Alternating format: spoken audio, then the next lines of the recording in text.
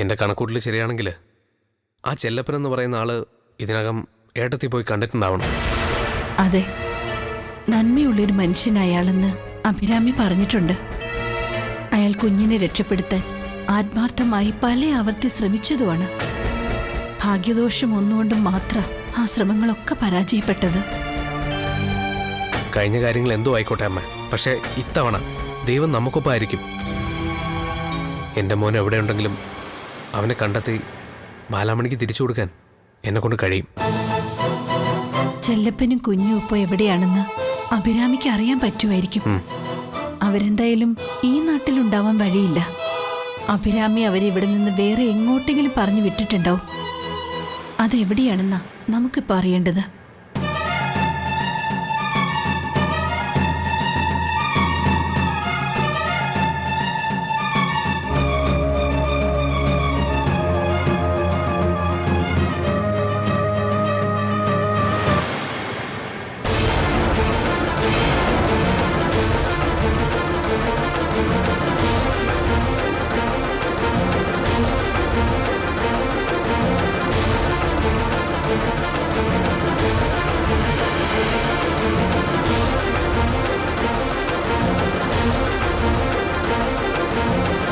കുഞ്ഞിനെ ഒളിപ്പിച്ചത് ഞാനാണെന്ന് ബാലാമണി അറിഞ്ഞു. ഇല്ല ഏട്ടതി, ആ കുഞ്ഞ് ജീവിച്ചിരിപ്പുണ്ടെന്ന് തന്നെ അവൾ വിശ്വസിച്ചിട്ടില്ല. പക്ഷെ എന്തെങ്കിലും അവളെല്ലാം അറിയും. പക്ഷെ അതിനു മുമ്പ് എനിക്കെൻ്റെ കുഞ്ഞിനെ കണ്ടെത്തണം.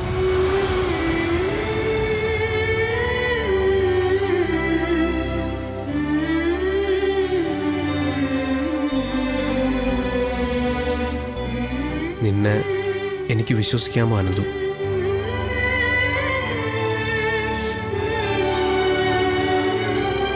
നീ മോനെ അന്വേഷിക്കുന്നത് അവനെ രക്ഷിക്കാൻ വേണ്ടി തന്നെയാണോ? എടുത്തി, ഒരുപാട് തെറ്റുകൾ എനിക്ക് പറ്റിയിട്ടുണ്ട്. ഒരു ഭർത്താവെന്നുള്ള നിലയിലും അച്ഛനെന്നുള്ള നിലയിലും ഞാൻ പരാജയം തന്നെയായിരുന്നു. ബാലാമണിയോടും എൻ്റെ കുഞ്ഞിനോടും ഞാൻ ചെയ്യേണ്ട കടമകളൊന്നും ചെയ്തിട്ടില്ല. ഞാൻ കാരണം ബാലാമണിക്ക് നഷ്ടപ്പെട്ടത് അവളുടെ ജീവിതം തന്നെയാണ്. അത് തിരിച്ചു കൊടുക്കാൻ എന്നെക്കൊണ്ട് കഴിയില്ല. ആ നഷ്ടത്തിന് പകരമായിട്ട് ഞങ്ങളുടെ മോനെങ്കിലും അവളുടെ കൈ തിരിച്ചേൽപ്പിക്കാൻ എനിക്ക് കഴിയണം.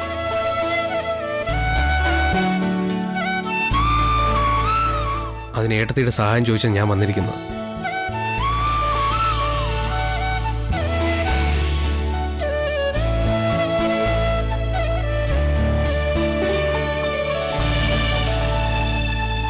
ഏട്ടത്തി, ചെല്ലപ്പൻ എവിടെയാ ഉള്ളത്? ഏട്ടത്തി അയാളെ എങ്ങോട്ടാ പറഞ്ഞു വിട്ടിരിക്കുന്നത്?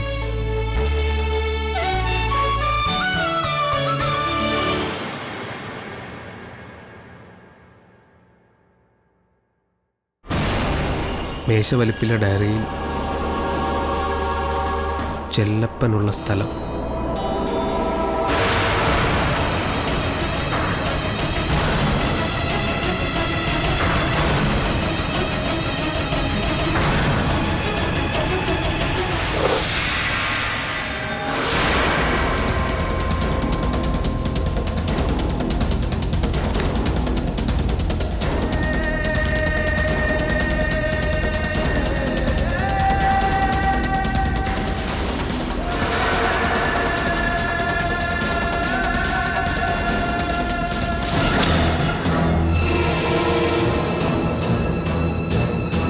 ഇതാണോ ആ അഡ്രസ്സ്?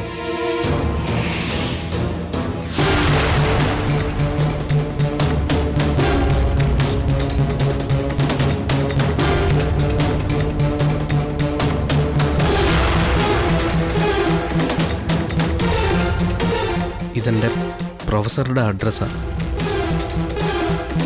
പാലക്കാടുള്ള അദ്ദേഹത്തിൻ്റെ വീട്ടിലാണ് ചെല്ലപ്പനും കുഞ്ഞും ഇപ്പോൾ ഉള്ളത്. ഞാൻ എത്രയും വേഗം പാലക്കാടേക്ക് പോവാ ഏട്ടത്തി.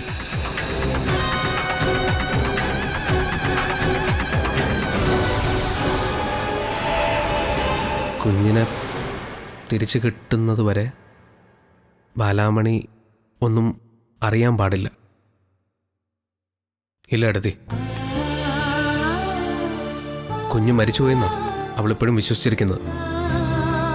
അവനെ ഞാൻ അവളുടെ കൈ തിരിച്ചേൽപ്പിക്കുന്നവരെ ആ വിശ്വാസം അങ്ങനെയാണ് നിൽക്കട്ടെ. അല്ലെങ്കിൽ അവൾക്ക് വേണ്ടി ഇത്രയൊക്കെ ത്യാഗങ്ങൾ ചെയ്ത ഏട്ടത്തി എൻ്റെ അമ്മയും അവളുടെ മുമ്പിൽ ശത്രുക്കളായിട്ട് മാറും. അതെനിക്ക് നന്നായിട്ടറിയാം. അതുകൊണ്ട് കുഞ്ഞിനെ കിട്ടിക്കഴിഞ്ഞ് സംഭവിച്ചത് എന്താണെന്ന് ബാലാമണി അറിയൂ. അതോർത്ത് ഏട്ടത്തി പേടിക്കണ്ട. ഞാൻ പോയിട്ട് വരാം.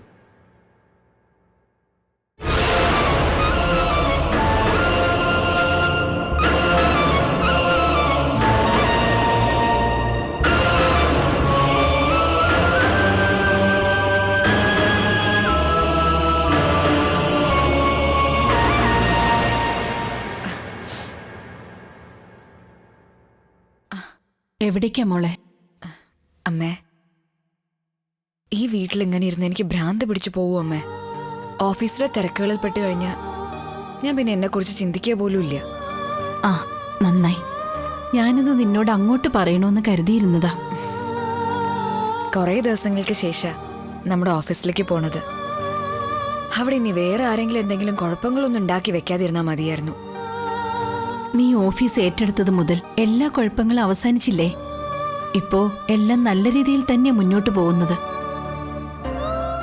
ഒക്കെ ഇങ്ങനെ അങ്ങ് പോയാ മതി. ആ സമയം കളയണ്ട, മോൾ ഇറങ്ങിക്കോ. ശരി അമ്മേ.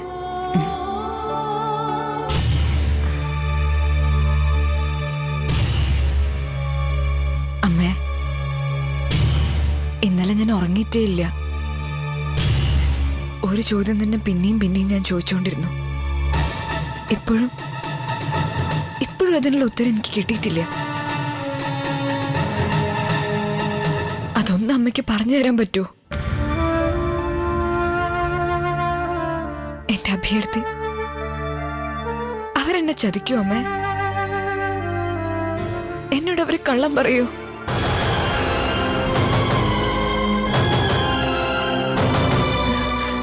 ഇല്ല, അവരത് ചെയ്യില്ല.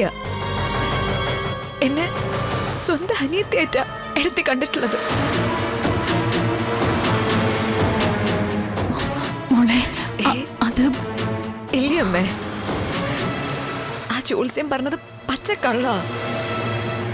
ആ കുഞ്ഞു പോയി, അത് ജീവിച്ചിരിപ്പില്ല. വെറുതെ അതിനെ ഓർത്ത് ഞാൻ എന്റെ മനസ്സമാധാനം കളയ. പോട്ടെ.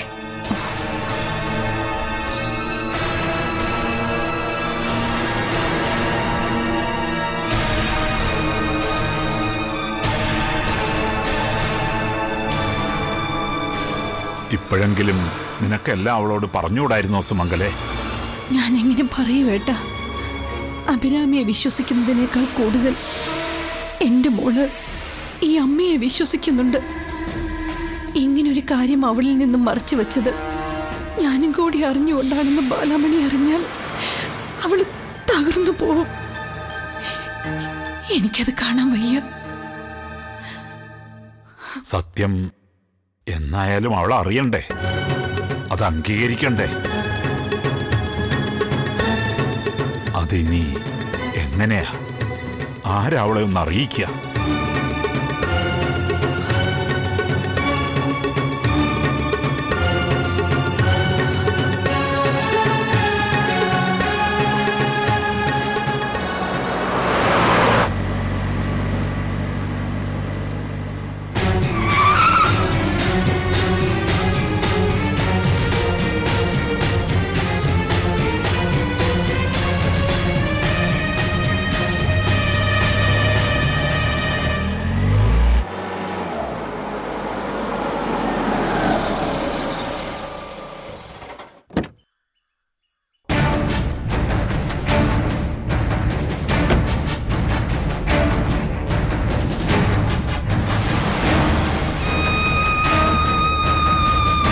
മോളെന്താ ഇവിടെ? ഈ പരിസരത്ത് ആരെങ്കിലും കാണാൻ വന്നതായിരിക്കും അല്ലേ? നിങ്ങളെ കാണാൻ വേണ്ടി തന്നെയാ ഞാൻ വന്നത്. അതിന്റെ കാരണം നിങ്ങൾക്ക് അറിയുകയും ചെയ്യാം. എന്തിനാ നിങ്ങൾ എന്നെ ഒളിച്ചു നടക്കുന്നത്? പറയേ. ഏയ്, ഞാനെന്തിനാ അങ്ങനെയൊക്കെ ചെയ്യുന്നത്? അതൊക്കെ മോക്ക് വെറുതെ തോന്നുന്നതാ. ദേ, എന്നോട് വെറുതെ കള്ളത്തരം പറയരുത്. എനിക്കത് പെട്ടെന്ന് മനസ്സിലാവും. ഞാനൊരു കള്ളവും പറഞ്ഞിട്ടില്ല. ഇല്ലേ? ഇല്ലാന്ന് നിങ്ങൾക്ക് ഉറപ്പ് പറയാൻ പറ്റുമോ? നിങ്ങൾ കാരണം ഞാൻ എന്റെ അഭിയടത്തെ തെറ്റിദ്ധരിച്ചു.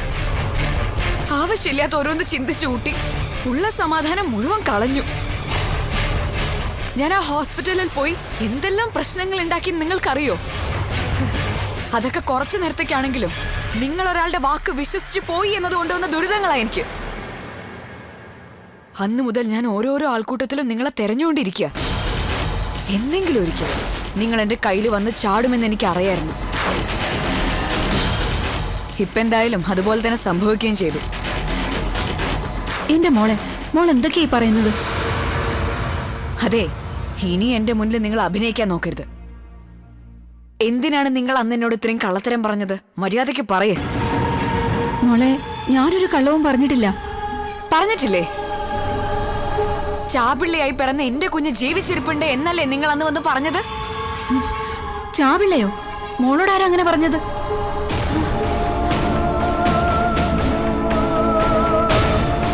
അഭിരാമി ഡോക്ടർ അവനെ എടുത്തു തന്നത് എന്റെ ഈ കൈകളിലേക്കാ.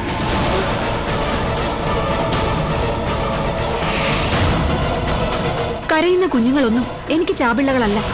ഞാൻ അവരെ അങ്ങനെ വിളിക്കുകയില്ല. അപ്പൊ പിന്നെ ഹോസ്പിറ്റൽ റെക്കോർഡുകളിൽ സ്റ്റിൽ ബർത്ത് എന്ന് എഴുതപ്പെട്ടത് എങ്ങനെയാ? അതിന്റെ കഥയൊന്നും എനിക്കറിയില്ല. നിങ്ങൾക്കറിയാം, നിങ്ങളത് പറയുകയും ചെയ്യും. ഞാൻ ചോദിച്ചാൽ നിങ്ങൾക്ക് പറയാൻ മടിയാണെങ്കിൽ പോലീസുകാർ വന്ന് ചോദിച്ചോളൂ. വെറുതെ അതിലേക്കൊക്കെ പോണമെന്ന് നന്നായിട്ടൊന്ന് ആലോചിച്ച് നോക്കിക്കോ. എന്റെ പൊന്നു മോളെ, ഇതിലൊന്നും എനിക്കൊരു പങ്കുമില്ല. എല്ലാം അഭിരാമി ഡോക്ടറാ ചെയ്തത്. ഞങ്ങൾ അവരെ അനുസരിക്കുക മാത്രമേ ചെയ്തിട്ടുള്ളൂ.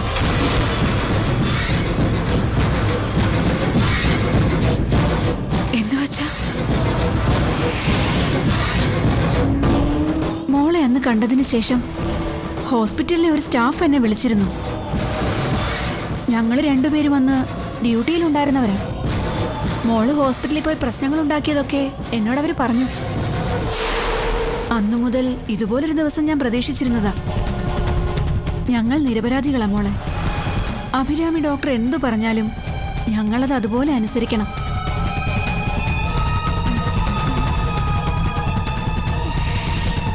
അല്ലാതെ മറ്റൊരു തെറ്റും ഈ കാര്യത്തിൽ ഞങ്ങൾ ചെയ്തിട്ടില്ല. സത്യം മോളെ, എന്റെ കുഞ്ഞുങ്ങളാണ് സത്യം. എങ്കിൽ നിങ്ങൾക്കറിയാവുന്ന കാര്യങ്ങളൊക്കെ നിങ്ങൾ ഇപ്പൊ എന്നോട് തുറന്നു പറയണം. എന്റെ കുഞ്ഞിന് എന്താ സംഭവിച്ചത്? മോള് വിചാരിക്കുന്നത് പോലെ അതൊരു ചാപിള്ളയൊന്നും ആയിരുന്നില്ല.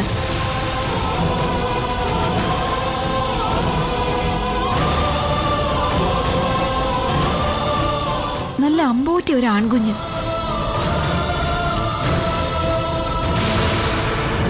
പ്രസവിച്ച് കുറച്ചു കഴിഞ്ഞപ്പോൾ തന്നെ അതിനെ അഭിരാമി ഡോക്ടർ മോളുടെ അടുത്തുനിന്ന് മാറ്റി.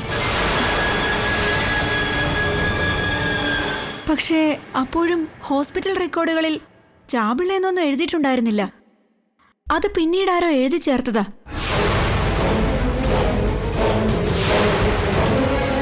എന്റെ അടുത്തുനിന്ന് മാറ്റിയിട്ട് അഭ്യർത്ഥി പിന്നെ അവൻ എങ്ങോട്ടാ കൊണ്ടുപോയത്? അത് നിങ്ങൾക്കറിയില്ലേ? അറിയാം. ലേബർ റൂമിൽ നിന്നും പുറത്തേക്ക് പോകാൻ 2 വഴികളുണ്ട്. അതിലൊന്ന് ഡോക്ടേഴ്സിനും ഹോസ്പിറ്റൽ സ്റ്റാഫുകൾക്കും വേണ്ടി മാത്രമുള്ളതാ. ഡെലിവറി കഴിഞ്ഞ് 1/2 മണിക്കൂർ കഴിഞ്ഞിട്ടുണ്ടാവും.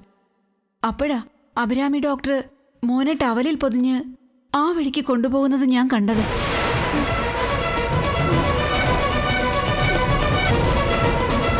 സംശയം തോന്നി ഞാൻ ചെന്ന് നോക്കിയപ്പോൾ കുഞ്ഞിനെ അഭിരാമി ഡോക്ടർ ഒരാളെ ഏൽപ്പിക്കുന്നത് ഞാൻ കണ്ടു. അയാൾ ആരാ എന്താണെന്നൊന്നും എനിക്കറിയില്ല. ഡോക്ടറോട് ഞാൻ ഇതേക്കുറിച്ച് ചോദിച്ചപ്പോൾ ആവശ്യമില്ലാത്ത കാര്യങ്ങളൊന്നും നിങ്ങൾ അന്വേഷിക്കേണ്ടെന്നാ പറഞ്ഞത്. ആ കുഞ്ഞിന് ഒരു കുഴപ്പവും സംഭവിച്ചിട്ടില്ല മോളെ. എവിടെയോ അത് ജീവിച്ചിരിപ്പുണ്ട്. അതെവിടെയാ ഉള്ളതെന്ന് അഭിരാമി ഡോക്ടർക്കറിയാം. അല്ലാതെ മോള് വിചാരിക്കുന്നത് പോലെ ഞാൻ കള്ളമൊന്നും പറഞ്ഞിട്ടില്ല.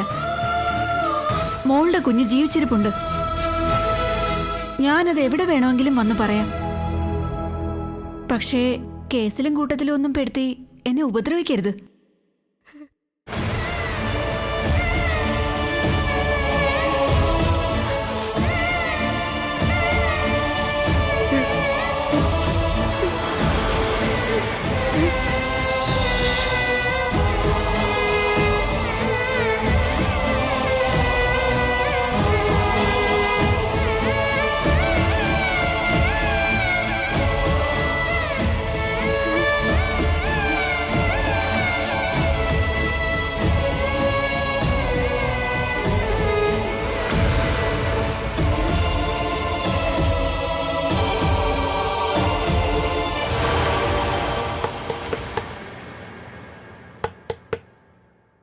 മോളെ ബാലാമണി,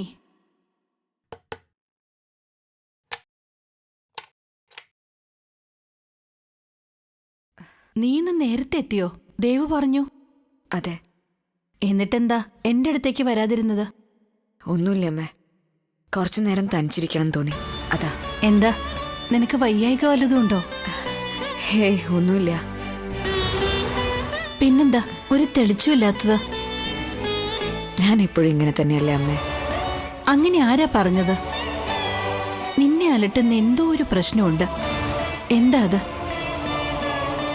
എന്താണെങ്കിലും ഈ അമ്മയോട് തുറന്ന് പറ.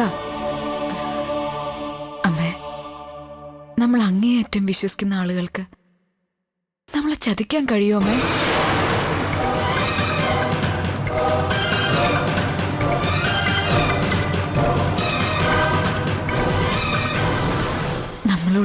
നമ്മളോട് കള്ളത്തരം പറയാൻ കഴിയുമോ?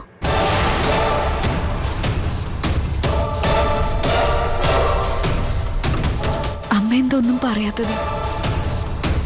നീ എന്തിനെ കുറിച്ചാ പറയുന്നതെന്ന് അമ്മയ്ക്ക് അറിയില്ലല്ലോ മോളെ. അതെ, അത് ശരിയാ. അമ്മയ്ക്ക് അതേക്കുറിച്ചൊന്നും അറിയില്ല. അപ്പൊ പിന്നെ എങ്ങനെയാ അമ്മ ഒരു അഭിപ്രായം പറയണത്? ശരിയാ, ഞാനത് ഓർത്തില്ല. ഒന്നുമില്ല അമ്മേ, ഞാൻ വെറുതെ ഓരോ ഭ്രാന്തൊക്കെ അങ്ങനെ ചിന്തിച്ചു കൂട്ടിയതാ. ഞാൻ സ്നേഹിക്കുകയും വിശ്വസിക്കുകയും ചെയ്തവരിൽ അമ്മയൊഴിച്ച് മറ്റെല്ലാവരും എന്റെ വിശ്വാസം തകർത്തിട്ടേ ഉള്ളൂ. അതുകൊണ്ട് എനിക്ക് പേടിയാ അമ്മേ. ഞാനൊരു ചായ എടുത്തിട്ട് വരാം, നല്ല തലവേദന.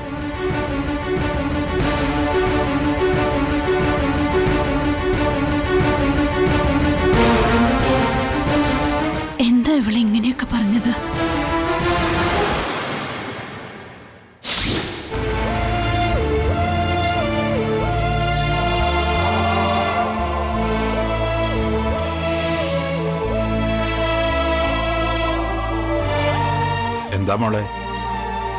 എന്താ മോളെ നീ ആകെ വല്ലാതിരിക്കുന്നത്?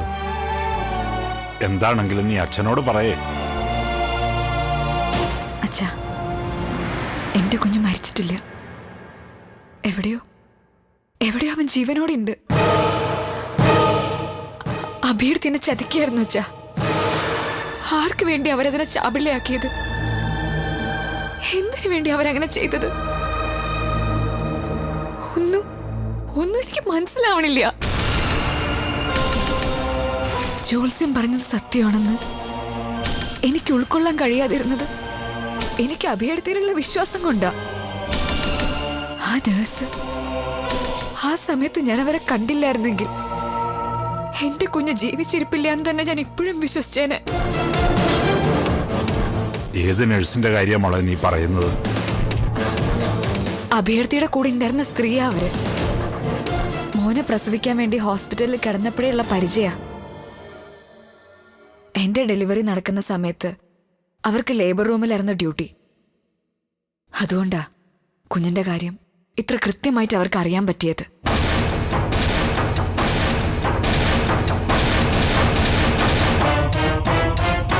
അവരെന്തൊക്കെ പറഞ്ഞു നിന്നോട്? ആദ്യം ഒന്നും പറയാൻ അവർ തയ്യാറായിരുന്നില്ല. പോലീസ് സ്റ്റേഷനിലേക്ക് കയറ്റു എന്ന് പറഞ്ഞ് ഭീഷണിപ്പെടുത്തിയപ്പോ അഭിയർത്തിയാണ് എല്ലാത്തിന്റെയും പിന്നിലെന്ന് അവര് സമ്മതിച്ചു. ഞാൻ അവരെ വെറുതെ വിടില്ല. എന്നോട് എന്തിനാ അവരത് ചെയ്തത് എന്ന് എനിക്കറിയണം. ഞാൻ അവരെ കൊണ്ടത് പറയിക്കും. ഇതിന്റെ പിന്നിൽ മറ്റാരെങ്കിലും ഉണ്ടായിരുന്നെങ്കിൽ അവരുടെ പേരും അഭിയർത്തി പറയും.